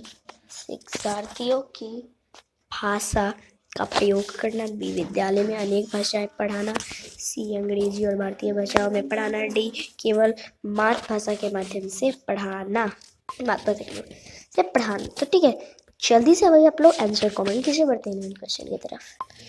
देखिए 11th क्वेश्चन पूछ रखा है, काल के भेदों को सीखने पर आधारित पाठ का आकलन करने के लिए निम्नलिखित में से कौन सा सर्वाधिक उपयुक्त आकलन प्रश्न है। ए, क्रिया क्या होती है, कुछ उदाहरण दीजिए। बी, दी गई नियमावली का प्रयोग करते हुए कार्यपत्रक पर कार्य कीजिए और सही काल भेद लिखिए। सी, पाठ्य पुस्तक लीजिए और भूतकाल एवं भविष्य काल की परिभाषाओं को रेखांकित कीजिए। डी, सामान्य वर्तमान काल के रिक्त स्थान की पूर्ति कीजिए। वह कल बहुत तेज ब्लैंक और अब। ठीक है, तो जी होगा बी नंबर। तो काल भेद, इसका भी काल के भेद है। तो ज़्यादातर आप लोगों को लग रहा होगा हिंट भी मिल सकता है, बट नहीं भी हो सकता सी, ये पता है, बट मैं आपको सही बोल जा रहा हूँ। ठीक है, बाकी आपको काल भेद क्वेश्चन अभी आंसर निकाल दे क्या। सो आपको सो फ्रेंड अब चलिए बढ़ता हूँ 12th क्वेश्चन की तरफ से और जल्दी से यही क्वेश्चन का आंसर कमेंट में लिख दीजिए। बढ़ता हूँ 12th क्वेश्चन की तरफ। 12th क्वेश्चन है, शिक्षार्थियों द्वारा जिस तरह से सीखने का कार्य किया जाता है उनके भिन्न उदाहरणों का एकत्रीकरण कीजिए और उनका रिकॉर्ड रखना कहलाता है। ये सीखने का आकलन। बी, योगात्मक आकलन। सी, पोर्टफोलियो इंग्लिश बोलिए मुझे बता दो। चलिए आगे देखते हैं। सी पोर्टफोलियो आकलन और डी आकलन कार्य। तो फ्रेंड्स जल्दी से आंसर कमेंट कीजिए। बढ़ते हैं 13th क्वेश्चन की तरफ। प्रश्न 13वां पूछ रखा है आप हमारा। हिंदी शिक्षा की एक सामान्य विशेषता है प्रामाणिक पाठ्य सामग्री का प्रयोग करना। निम्नलिखित में कौन सा प्रामाणिक पाठ्य सामग्री के उद्देश्य को सबसे कम पूरा करता है? ए स्वनियमों की नियमावली, बी शास्त्रीय शास्त्रीय इस तरह का भोजन मेन्यू, सी स्वास्थ्य एवं स्वच्छता को बढ़ावा देने हेतु मीडिया के प्रयोग करना, और डी प्रकाशित पुस्तक की प्रतिक्रिया के रूप में लेखक व लिखा गया पात्र। सो जल्दी से आंसर कमेंट कीजिए। बढ़ते हैं 14th क्वेश्चन की तरफ। देखिए 14th क्वेश्चन जो है वो पूछ रखा है एक्स एक ऑनलाइन उपकरण है। नए शब्दों, उनके अर्थ, उच्चारण, वाक्य में प्रयोग का एक समुच्चय उपलब्ध करता है। निम्नलिखित में से कौन सा कौशल इस ऑनलाइन उपकरण के प्रयोग द्वारा निर्मित किया जा सकता है? ए दो भिन्न पाठ्य पुस्तकों में संबंध बनाना, बी दी गई पाठ्य सामग्री पढ़ना और तथ्यात्मक सवालों के जवाब देना, सी कहानी में घटनाओं के बारे में अनुमान लगाना, डी दी गई पाठ्य सामग्री को प्रवाहपूर्ण पढ़ना।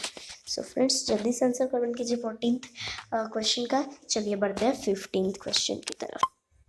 15th क्वेश्चन की तरफ से 15th क्वेश्चन है जब नव वर्ष मनाने पर एक अनुच्छेद लिखने के लिए कहा जाता है तब एक शिक्षार्थी इस प्रकार लिखता है।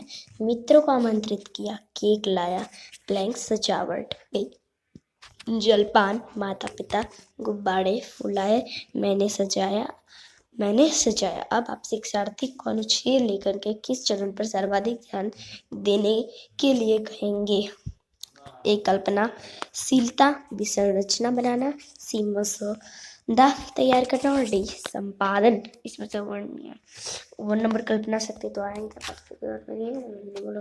1 नंबर कल्पना गलती से बोले कल्पना शक्ति था फ्रेंड्स। सॉरी फ्रेंड्स, मुझे पता था मैंने गलती से बोल दिया। Sorry friends. चलिए आगे की तरफ बढ़ते हैं फ्रेंड्स। सॉरी फ्रेंड्स, जो आंसर होगा वो आपके ब्लैंक में आ जाएगा।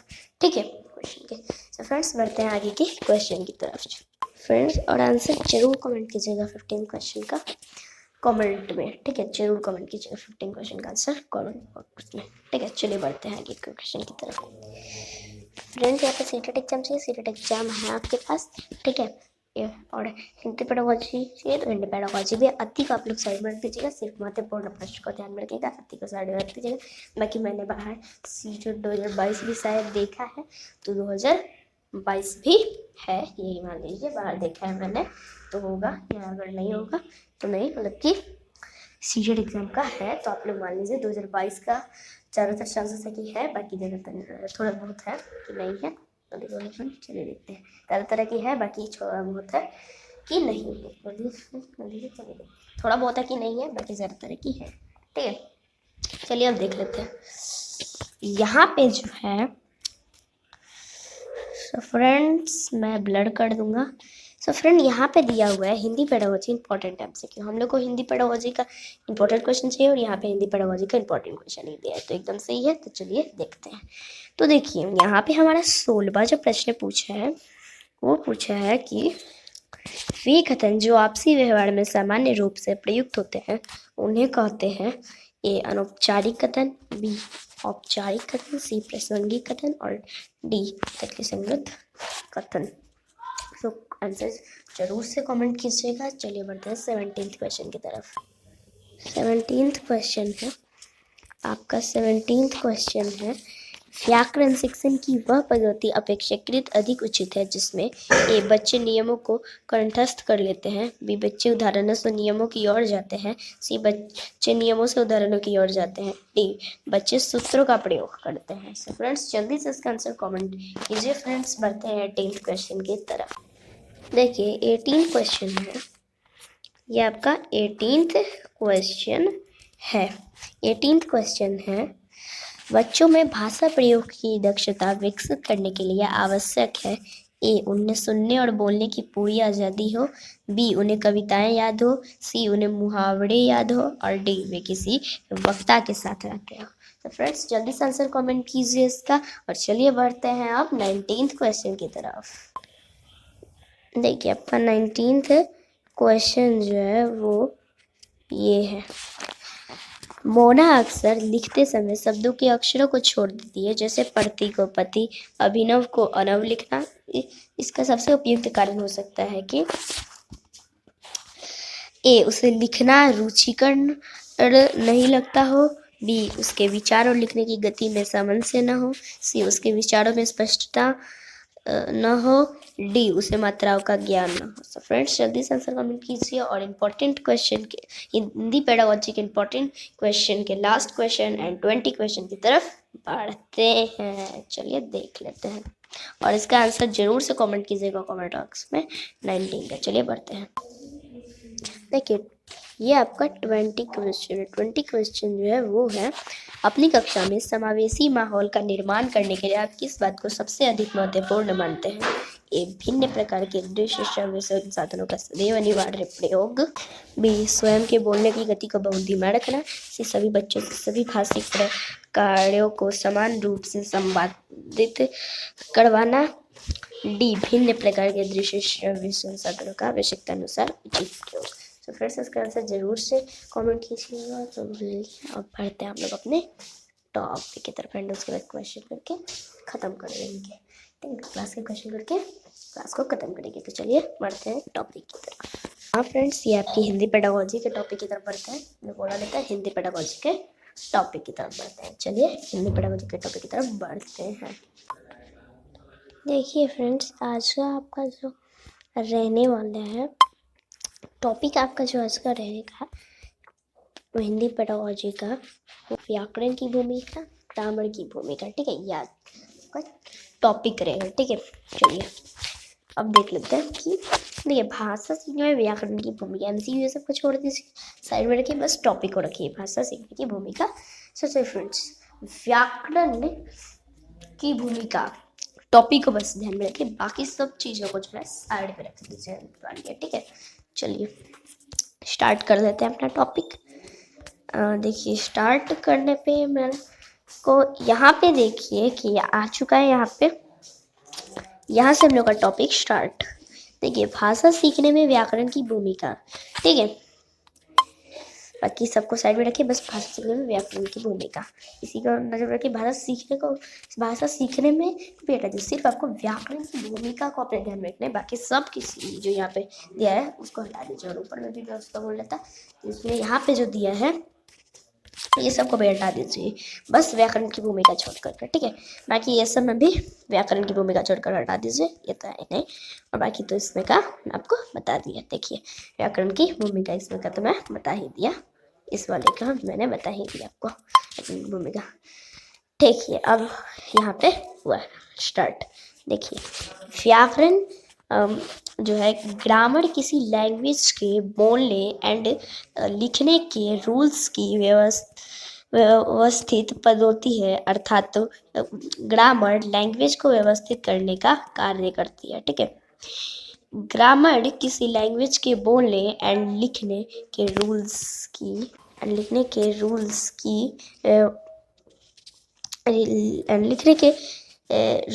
की व्यवस्थित पद्धति है, अर्थात ग्रामर लैंग्वेज को व्यवस्थित करने का वर्क करती है। ठीक है, उसके बाद देखिए व्याकरण ग्रामर की हेल्प से लैंग्वेज विन्यास, वर्ड एंड सेंटेंस रचना एंड लैंग्वेज की नियमपूर्ण व्यवस्था की डिटेल प्राप्त होती है। इसके प्रयोग से लैंग्वेज में शुद्धता, डिसिप्लिन एंड स्थिरता आती है। ठीक है, उसके बाद देखिए ये आ गया दूसरा। तो इसमें है चैप्टर से 3 टाइप्स की नाउन्स के एग्जाम्पल खोज कर लिखिए। ठीक है, अभ्यास पर संदर्भ में अभ्यास रिहर्सल क्वेश्चन संदर्भ में ग्रामर का एग्जाम्पल है। ठीक है, थर्ड है पठित सामग्री के अनुसार ग्रामर के भिन्न बिंदुओं को सीखना ही संदर्भ में ग्रामर कहलाता है। ठीक है, उसके बाद ये है नाउन ग्रामर का मेन भाग है और किसी भी चैप्टर के प्रत्येक अंक का विश्लेषण एंड विवेचन ग्रामर कहलाता है। ठीक है,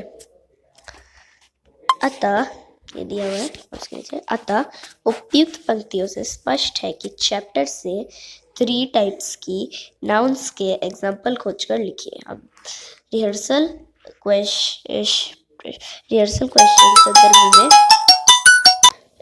क्वेश्चन संदर्भ में ग्रामर का एग्जाम्पल है। ठीक है, एग्जाम्पल है। उसके बाद देखिए, उसके बाद है ये कि इसमें मैं आप लोग सिर्फ व्याकरण की भूमिका को ही रखिए, मेरे से हटा दीजिए। ठीक है, व्याकरण की भूमिका, ग्रामर की भूमिका। ठीक है, इसी को ध्यान रखिए।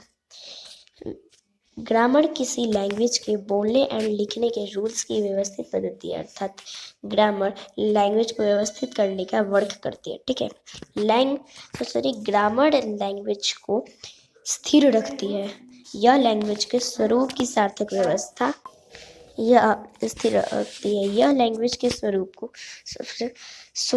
की सार्थक व्यवस्था करता है। ठीक है, यह लैंग्वेज का बॉडी साइंस है एंड व्यवहारिक विश्लेषण करता है। संदर्भ में ग्रामर का शैक्षिक निहितार्थ है कि ग्रामर को चैप्टर के संदर्भ में सिखाया जाता है। ठीक है, अब आप लोग देख लीजिए इसके मेन पॉइंट्स, इंपॉर्टेंट पॉइंट्स, मुख्य पॉइंट्स देखिए।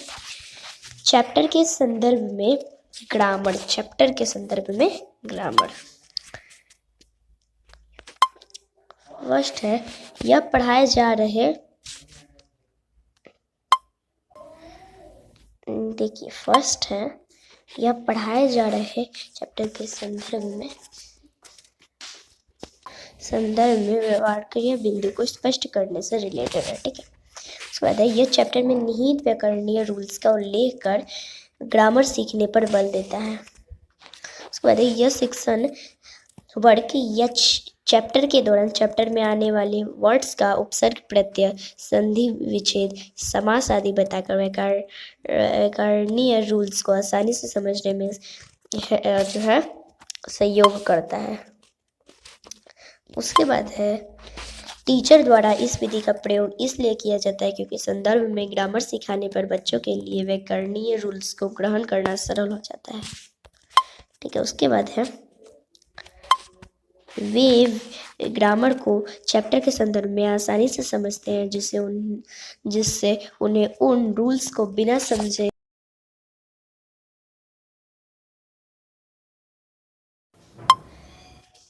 देखिए। उसके बाद है वे ग्रामर को चैप्टर के संदर्भ में आसानी से समझते हैं जिससे उन्हें उन रूल्स को बिना समझे कंटिन्यूस करने की ज़रूरत नहीं होती। ठीक है, अतः हम कह सकते हैं कि ग्रामर को संदर्भ में समझाना चाहिए। ठीक है, उसके बाद देखिए, उसके बाद फिर मैं यही बात कहूँगा कि ग्रामर की भूमिका को रखिए ध्यान में, बाकी सबको साइड में रखिए। ठीक है, साइड में रखिए। ठीक है, देन अब देखिए, ग्रामर किसी लैंग्वेज के बोलने तथा लिखने के रूल्स की व्यवस्थित पद्धति है, अर्थात ग्रामर लैंग्वेज को व्यवस्थित करने का वर्क करती है। ठीक है, ग्रामर शिक्षण से लैंग्वेज में शुद्धता, डिसिप्लिन तथा स्थिरता आती है। ठीक है, इंपॉर्टेंट पॉइंट्स देख लीजिए कि इंपॉर्टेंट पॉइंट क्या है, मुख्य पॉइंट्स क्या है। ठीक है, ग्रामर शिक्षण के संदर्भ में ग्रामर के व्यवहारिक पक्ष पर बल देना सर्वाधिक इम्पोर्टेंट है क्योंकि ग्रामर के व्यवहारिक पक्ष का नॉलेज फर्स्ट है लैंग्वेज के शुद्ध बोलने या लिखने को संभव बनाता है। उसके बाद लैंग्वेज की समरूपता एंड शुद्धता से इंट्रोडक्ट करवाता है। उसके बाद लैंग्वेज के भिन्न स्वरूपों को शुद्ध और स्पष्ट रूप देने का वर्क करता है। उसके बाद लैंग्वेज में वर्ड एंड सेंटेंस विन्यास के सिद्धांतों का नॉलेज प्रदान करता है। उसके बाद है चैप्टर में निहित व्याकरणीय रूल्स का उल्लेख कर ग्रामर सीखने पर बल देता है। अतः यह निष्कर्ष निकाला जा सकता है कि ग्रामर लैंग्वेज का नियंत्रक होता है। यह कथन सही है। ठीक है, आ जा रहे लोग कहाँ का। फ्रेंड्स मैंने यहाँ से बोल दिया फ्रेंड्स। सो फ्रेंड्स अभी आया था ना, सो फ्रेंड्स ये मैंने जो है मेरे मुंह से गलती से निकल गया था फ्रेंड्स, अभी जो मैंने बोल दिया था। ठीक है, आपको नहीं बोला था friends, very very sorry friends, very very sorry friends. आपको मैं नहीं बोला था, वेरी वेरी सॉरी फ्रेंड्स। मैं आपको नहीं बोला था, मेरे मुंह से गलती से निकल गया था, वेरी वेरी सॉरी फ्रेंड्स। चले देखते हैं, यह कथन सही है। उसके बाद भी वही बात है। ठीक है, राइट। उसके बाद देखिए चैप्टर में अमृत जल जैसे वर्ड आए हैं। अमृत और जल वर्ड के बीच में माइनस चिन्ह लगाया गया है। इस चिन्ह को योजक चिन्ह अर्थात जोड़ने वाला चिन्ह कहते हैं। इस प्रकार बनने वाले वर्ड्स को पदबंध कहते हैं। ठीक है, यह क्वेश्चन क्लास 4 की RBSC की पाठ्य पुस्तक से पूछा गया है। क्लास 3 तक बच्चे में सभी कौशल का डेवलपमेंट हो चुका होता है। इसके आगे की क्लास से बच्चों में लैंग्वेज के पाठ्य पुस्तक की सहायता से ही भाषा की बारीकियों को समझाया जाता है। मुख्य पॉइंट्स देख लीजिए। मुख्य पॉइंट्स क्या रहने वाले ये देख लीजिए।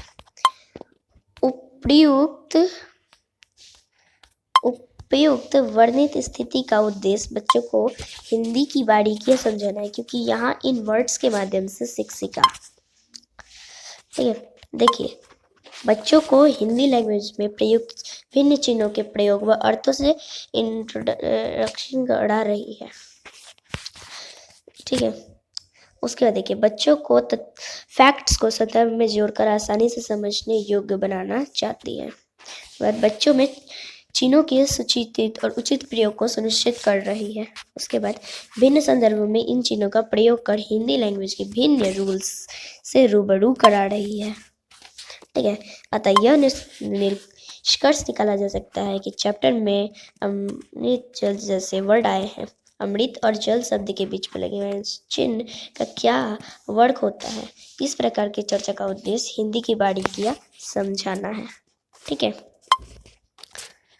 उसके बाद आता है आपका ये, इसमें भी वही बात है। ठीक है, टाइटल में देखिए ग्रामर किसी लैंग्वेज के बोलने और लिखने के रूल्स की व्यवस्थित पद्धति है, अर्थात ग्रामर लैंग्वेज को व्यवस्थित करने का वर्क करती है। ग्रामर शिक्षण का उद्देश्य लैंग्वेज की नियमबद्ध प्रकृति को समझने और उसका विश्लेषण करने में सहायक होगा। उसके बाद लैंग्वेज वर्ड, सेंटेंस और प्रवृत्ति के स्तर पर रूल्स से बंधी हुई है। इनमें से कुछ रूल हमारी जन्मजात लैंग्वेज क्षमता में पहले से होते हैं, लेकिन अधिकांशतः सामाजिक परिवेश में संप्रेषण के माध्यम से बनते हैं। ठीक है, उसके बाद ग्रामर शिक्षण के द्वारा इन रूल्स को पहचानना, समझना और विश्लेषण करना बच्चों में उच्च स्तर के भाषीय कौशल को विस्तार देगा। अतः यह निष्कर्ष निकाला जा सकता है कि ग्रामर शिक्षण लैंग्वेज की नियमबद्ध प्रकृति को समझने और उसका विश्लेषण करने में सहायक होगा। ठीक है, देन आपका ये होगा एक, उसके बाद आपका एक और होगा। फ्रेंड्स अभी आपके थोड़े से और है बचे हुए हैं, इसको भी हम लोग जल्द से जल्द कंप्लीट कर लेते हैं। जल्द से जल्द इसको भी हम लोग कंप्लीट कर लेंगे।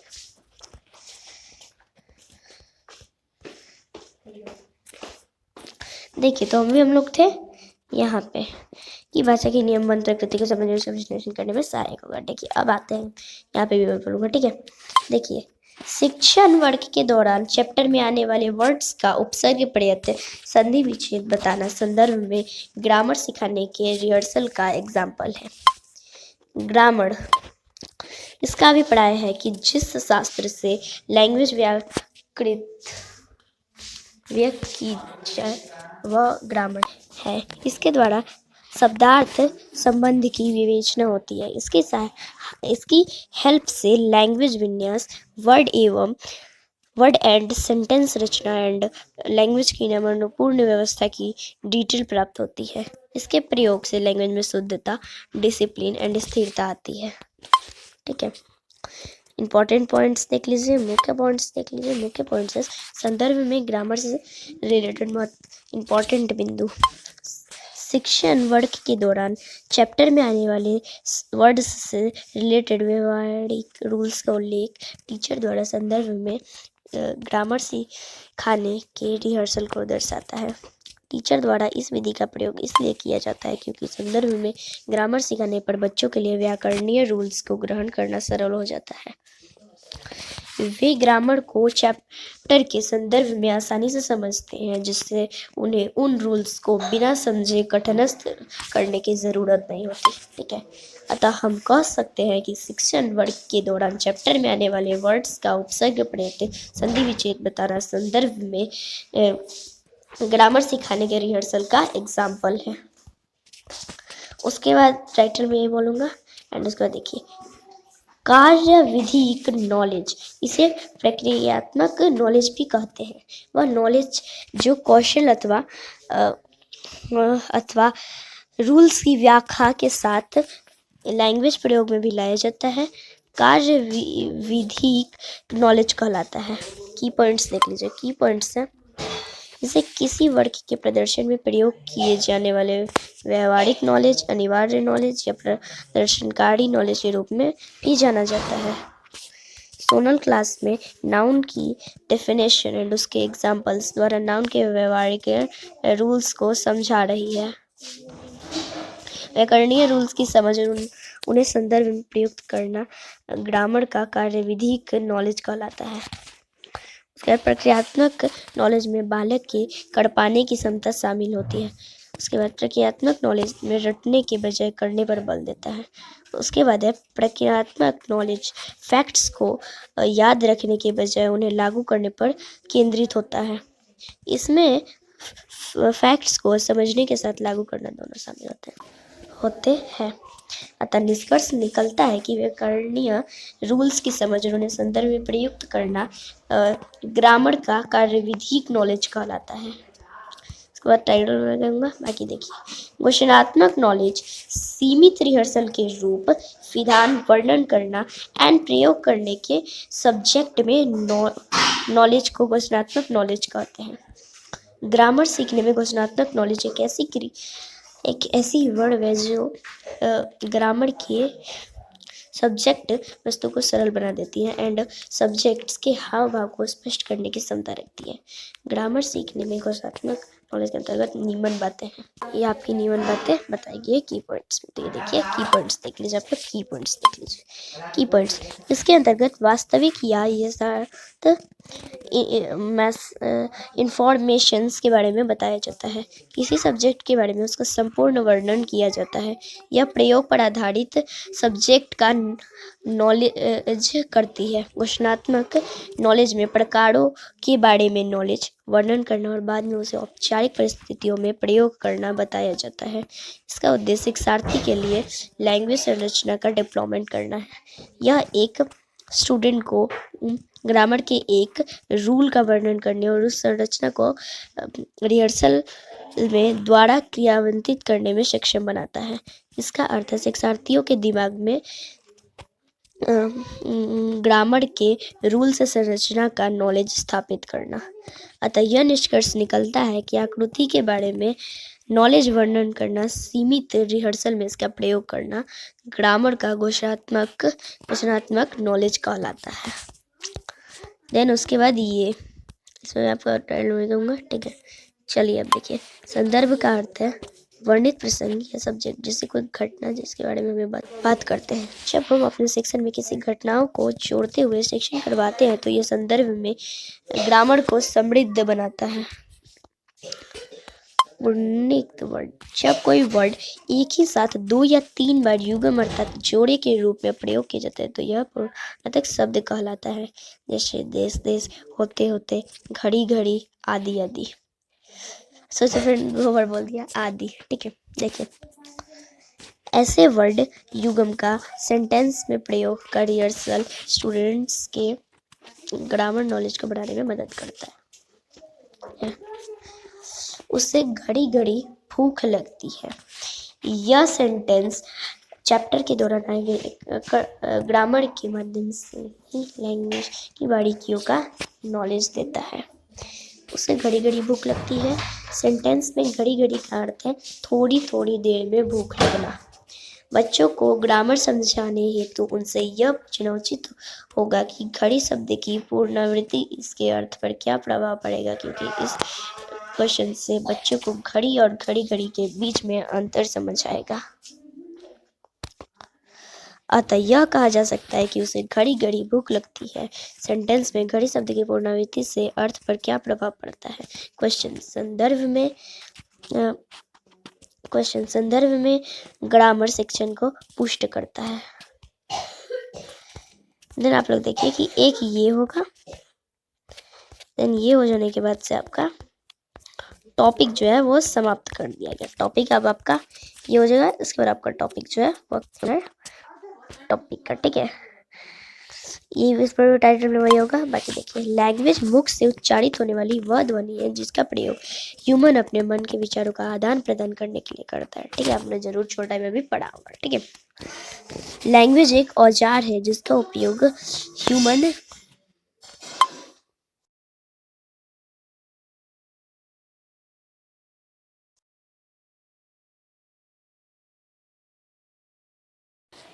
से जुड़ने के लिए एंड जिंदगी के एक्सपीरियंस को साझा करने के लिए करता है, ठीक है।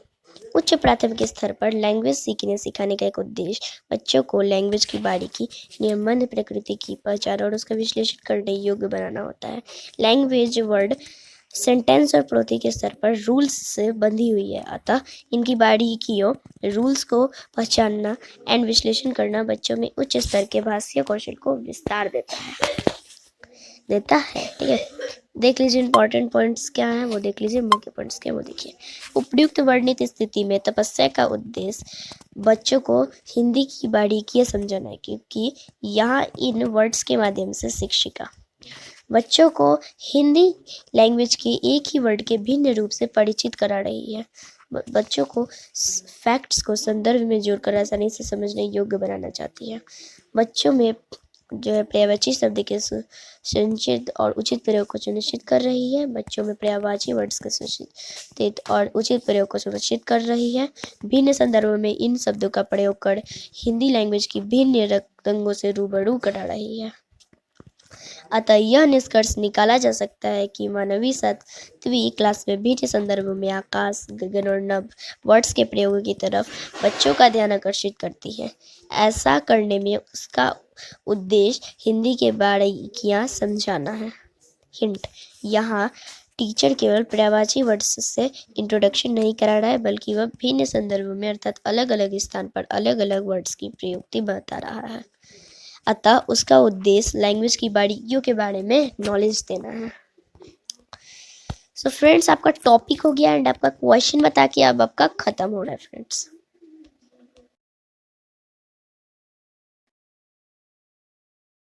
सीटेट एग्जाम, तो सीटेट एग्जाम को ध्यान रखिए, बेहद काम आएंगे हिंदी सेक्शन के यह सवाल। तो ये हिंदी को तो आप एकदम साइड में रखिए, बस सीटेट एग्जाम को ले लीजिए, बाकी सब हिंदी में साइड रखिए। इसमें Hindi pedagogy practice set for CTET exam 2022, तो सीटेट एग्जाम 2022 को ध्यान में रखिए। प्रैक्टिस सेट जो है उसको अपने ध्यान से हटा दीजिए, हिंदी पेडागोजी और सीटेट एग्जाम 2022 का, ठीक है। क्योंकि हम लोग को सीटेट एग्जाम 2022 हिंदी पेडागोजी चाहिए और इसमें सीटेट एग्जाम 2022 और हिंदी पेडागोजी है, तो ठीक है। तो इन दोनों का ध्यान में रखिए, ठीक है। चलिए देखते हैं। पहला क्वेश्चन है, राष्ट्रीय पाठ्य चर्चा की रूपरेखा 2005 के अनुसार कौन सा कथन सही है। ए, भाषा केवल भाषा की क्लास तक सीमित होनी चाहिए। बी, लैंग्वेज सेक्शन एक प्रकार से अन्य सब्जेक्ट्स की क्लासों में भी मौजूद रहता है। सी, बच्चे स्कूल आकर ही लैंग्वेज सीखते हैं। डी, प्राथमिक स्तर पर लैंग्वेज सीखने सिखाने में केवल पढ़ने पर बल देना चाहिए। तो इसमें बी सही है, यानी कि लैंग्वेज सेक्शन एक प्रकार से अन्य सब्जेक्ट्स की क्लासों में भी मौजूद रहता है, ठीक है। चलिए देखते हैं सेकंड क्वेश्चन। सेकंड क्वेश्चन है, भाषा कौशलों के संदर्भ में कौन सा कथन सही है? ए, सुनना, बोलना, पढ़ना और लिखना एक क्रम से सीखे जाते हैं। बी, सुनना और पढ़ना निष्क्रिय कौशल है। सी, पढ़ना और लिखना कौशल में कोई संबंध नहीं है। डी, सभी कौशल एक दूसरे के साथ अनंत संबंधित होते हैं।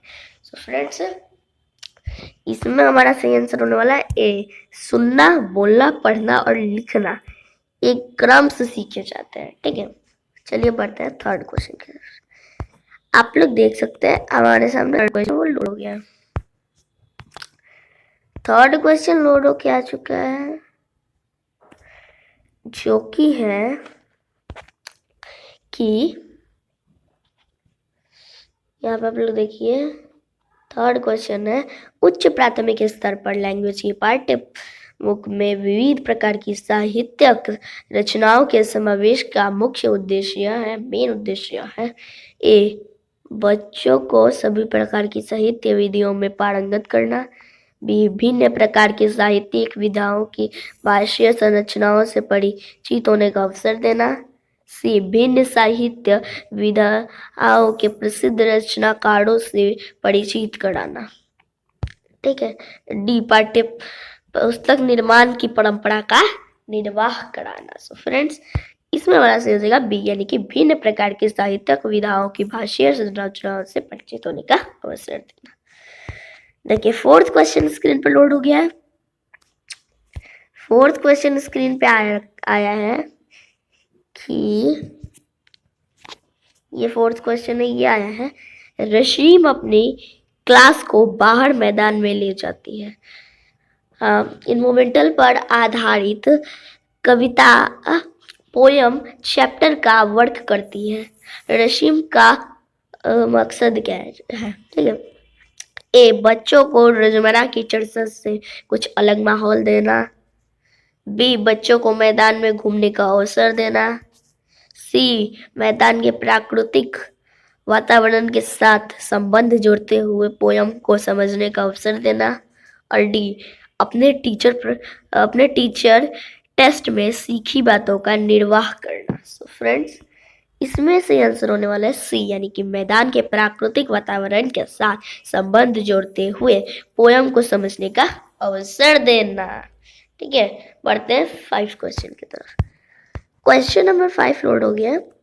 क्वेश्चन नंबर 5 है, लैंग्वेज में आकलन करने के बाद इंपॉर्टेंट सोपान होना चाहिए।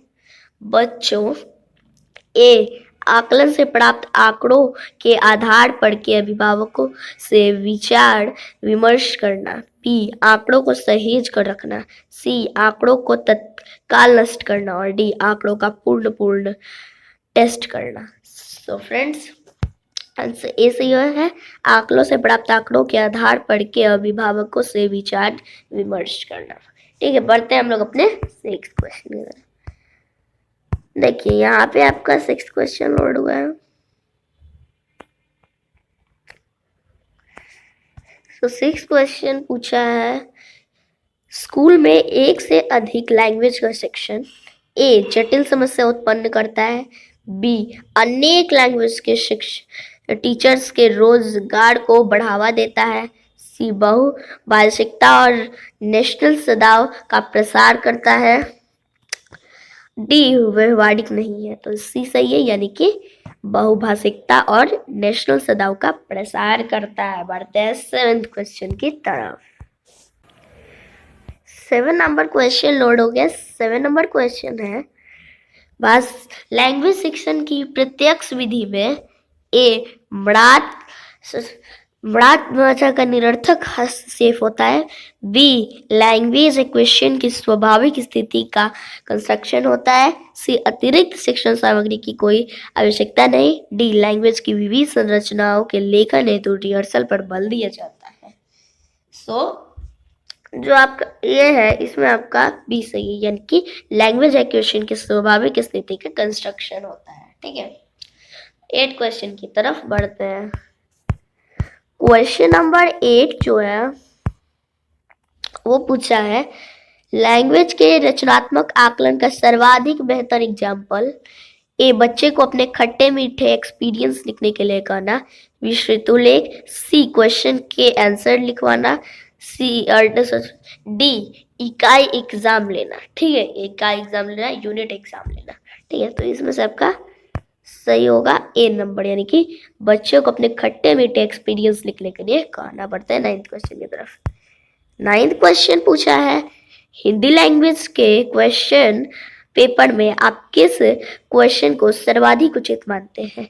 ए विशेषताओं के कितने और कौन से भेद होते हैं, बी प्रत्यक्ष की डेफिनेशन लिखिए, सी प्रोनाउंस के जो है भेद को एग्जाम्पल सहित स्पष्ट कीजिए, डी लेखक ने माउंटेन्स पर होने वाली रेन का वर्णन एक अलग तरीके से किया है। आप रेन संबंधी अपना लिखिए। ठीक है, सो इसमें से आपका सही हो जाएगा डी, यानी कि लेखक ने माउंटेन्स पर होने वाली रेन का वर्णन एक अलग तरीके से किया है। आप रेन संबंधी अपना लिखिए। ठीक है, ये आपका होगा। बढ़ते हैं 10th क्वेश्चन की तरफ।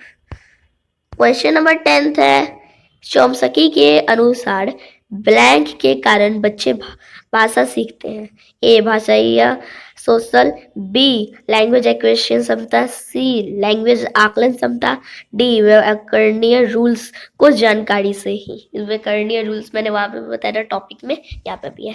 ठीक है, डी व्याकरणीय रूल्स को डिटेल से ही, जानकारी से ही।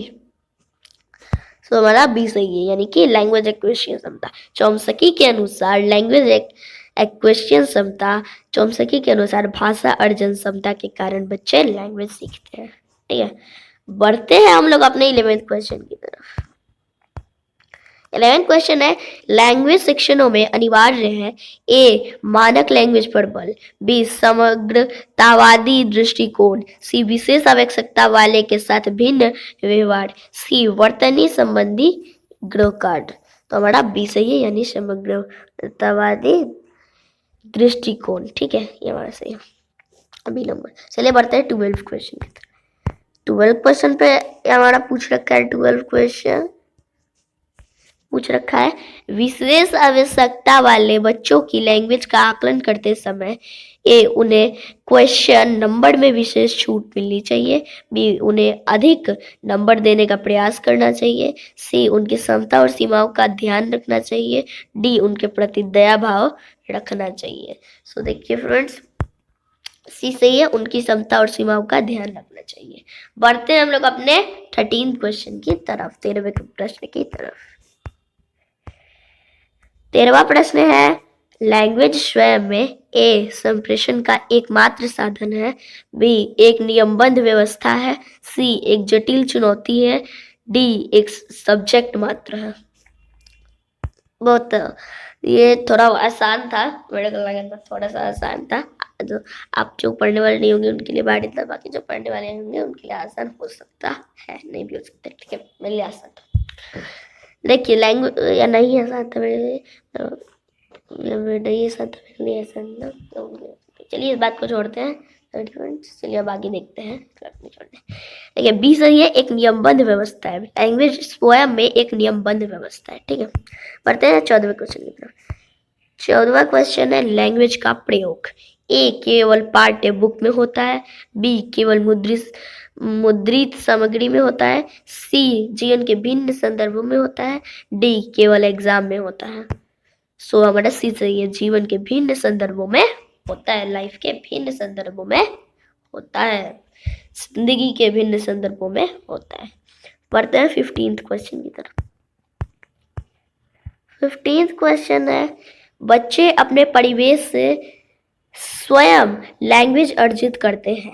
इसका एक निहितार्थ यह है कि ए बच्चों को समृद्ध भाषिक परिवेश उपलब्ध कराया जाएगा, बी बच्चों को केवल लक्ष्य लैंग्वेज का ही परिवेश उपलब्ध कराया जाए, सी बच्चों को अत्यंत सरल लैंग्वेज का परिवेश उपलब्ध कराया जाएगा, डी बच्चों को बिल्कुल भी लैंग्वेज न पढ़ाई जाए। तो हमारा ए सही हो जाएगा, डी बच्चों को समृद्ध भाषिक परिवेश उपलब्ध कराया जाएगा। चलिए आगे क्वेश्चंस देख लेते हैं। सो फ्रेंड्स आप लोग देख सकते हैं कि यहाँ पे हिंदी शिक्षण शास्त्र के ऐसे सवाल ही पूछे जाएंगे सीटेट परीक्षा में, तो इसमें हिंदी शिक्षण शास्त्र को रखिए, बाकी सबको हटा दीजिए। ठीक है, हिंदी में। एंड अब लोग इंग्लिश में भी हिंदी पेडागोजी को रखिए, मल्टीपल चॉइस क्वेश्चंस को रखिए, इंपॉर्टेंट को हटा दीजिए। बस Hindi pedagogy multiple choice questions को अपने दिमाग में रखिए, इंग्लिश में इंपॉर्टेंट को साइड में रख दीजिए, इंपॉर्टेंट को हटा दीजिए। ठीक है, 16वां प्रश्न पूछा है आपके सामने। ये आपका 16वां प्रश्न है जो पूछ रखा है कि लैंग्वेज का ग्रहण पक्ष, ए सुनना, बी पढ़ना, सी सुनना एवं पढ़ना और डी लिखना। तो हमारा ए से हो जाएगा, यानी कि सुनना। लैंग्वेज का ग्रहण पक्ष होता है सुनना। ठीक है, बढ़ते हैं 17 क्वेश्चन की तरफ।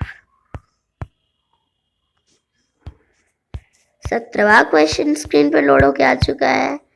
17वां क्वेश्चन है, ह्यूमन के मानसिक डेवलपमेंट के लिए मृत भाषा उतनी ही आवश्यक है जितना कि बच्चे के शारीरिक डेवलपमेंट के लिए माँ का दूध। यह कथन ए महात्मा गांधी, बी रविंद्रनाथ टैगोर, सी विवेकानंद और डी एनी बेसेंट।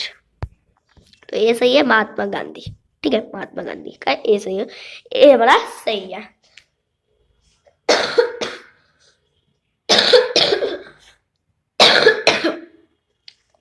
तो फ्रेंड्स, ये आपके 17वां प्रश्न था। 18वां प्रश्न देखते हैं। 18वां प्रश्न पूछ रखा है कि नवजात शिशु की लैंग्वेज किस रूप में होती है? ए रुदन, बी कंदन, सी बलाना और डी क्वीन। तो हमारा जो है ए से हो जाएगा, नवजात शिशु की लैंग्वेज जो होती है वो रुदन रूप में होती है। तो ये आपका 18वां प्रश्न था। बढ़ते हैं 19वें प्रश्न की तरफ। 19वां प्रश्न स्क्रीन पर लोड हो गया है। 19वां प्रश्न स्क्रीन पर लोड हो गया है। पोयम सेक्शन का मेन उद्देश्य है ए शब्दार्थ बोध, बी एंटरटेनमेंट, सी मापन क्षमता, डी भावन और बी में आप कर सकते हैं मेंशनेशन क्षमता। ठीक है, तो आपका 19वां प्रश्न है, डी से हो जाएगा भावानुभावन। ठीक है, चलिए बढ़ते हैं हम लोग अपने आखिरी क्वेश्चन एंड 20 क्वेश्चन की तरफ। इसका डी से हो जाएगा। बढ़ते हैं हम लोग अपने आखिरी एंड 20 क्वेश्चन की तरफ। आखिरी और 20 क्वेश्चन स्क्रीन पर लोड हो गया है, जो कि है डेवलपमेंट को प्रभावित करने वाला कारक है ए परिपक्वता, बी प्रेरणा, सी हेल्थ और डी उपयुक्त सभी। तो हमारा डी से हो जाएगा उपयुक्त सभी। डेवलपमेंट को प्रभावित करने वाला कारक परिपक्वता, प्रेरणा, हेल्थ तीनों है। ठीक है फ्रेंड्स। सो फ्रेंड्स, आपको ये वीडियो कैसी लगी? वीडियो अच्छी लगी तो वीडियो को लाइक कीजिए, चैनल को सब्सक्राइब कर दीजिए, साथ ही बेल आइकन को प्रेस करके ऑल पे सेट कर दीजिए ताकि सभी नोटिफिकेशन आपको सबसे पहले मिले। शेयर कीजिए, कमेंट करना ना भूलिए और लाइक भी कर दीजिएगा फ्रेंड्स वीडियो को जरूर से फ्रेंड्स। ठीक है, so friends, thank you friends.